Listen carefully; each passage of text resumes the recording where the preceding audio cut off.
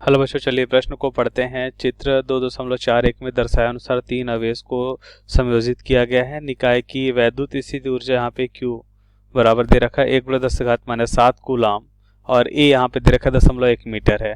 तो चित्र में देखिए यहाँ पे क्या दे रखा है -4Q और +Q और प्लस का 2Q। तो यहाँ पे देख सकते हैं कि अगर इसे हम मान लेते हैं A, इसे मान लेते हैं B, इसे मान लेते हैं C, तो इन तीनों कोनों पे हमें क्या दे रखा है, आवेश दे रखा है। अब इस प्रश्न को समझने के लिए प्रश्न की मुख्य अवधारणा को समझ लेते हैं। तो यहाँ पे हम लिखेंगे मुख्य अवधारणा।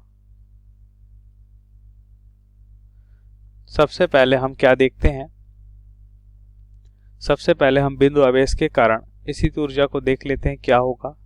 बिंदु आवेशों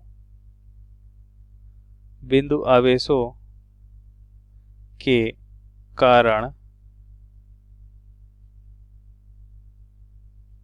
स्थितिज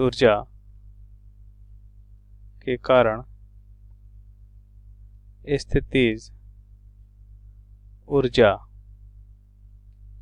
क्या होगी।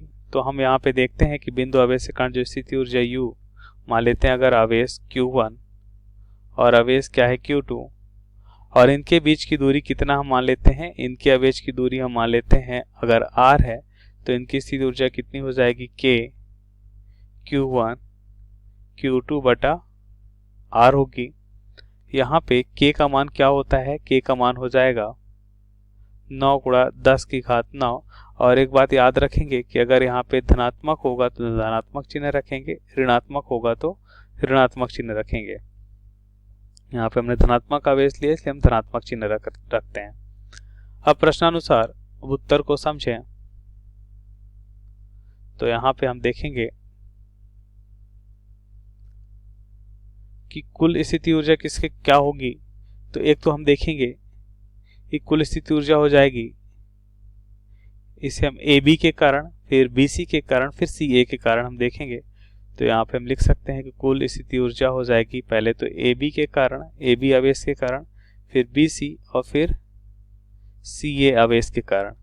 अब देखिए सूत्र हमने देखा मुख्य अवधारणा में K Q1 Q2 बटा R, तो K कॉमन हो जाएगा। R अभी देखिए यहाँ पे अगर हम देखें तो ये सभी भुजा जो है इन दो आवेशों के बीच की जो दूरी है समान है क्योंकि ये समबाहु त्रिभुज है। तो यहाँ पे हम देखते हैं कि A और K कॉमन होंगे, तो A और K हम कॉमन कर लेते हैं तो Q1 इंटू Q2 लिखेंगे। AB मतलब माइनस का 4Q प्लस का Q, तो यहाँ पे लिखेंगे माइनस का 4Q प्लस का Q। BC के बीच क्या हो जाएगा, Q और 2Q प्लस का, और CA के बीच क्या लिखेंगे 2Q और माइनस का 4Q। तो यहाँ से इसको हल करने पे हमें मान क्या मिलेगा, 9×10⁹ बटा 0.1 गुणा यहाँ पे हो जाएगा -8 4 -12 Q² प्लस का 2Q² तो जाएगा 10 का Q² माइनस में। तो यहाँ से हमें मान क्या मिलेगा, यहाँ से हमें मान मिलेगा Q का मान भी हमें दे रखा है, इसको भी रख लेते हैं। इसका मान तो हमें क्या मिलेगा, ये हो जाएगा 9×10⁻10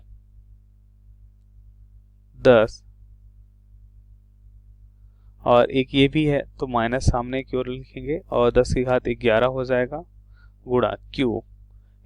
Q कितना दे रखा है 1×10⁻⁷, तो यहाँ पे लिखेंगे माइनस का 7 का स्क्वायर।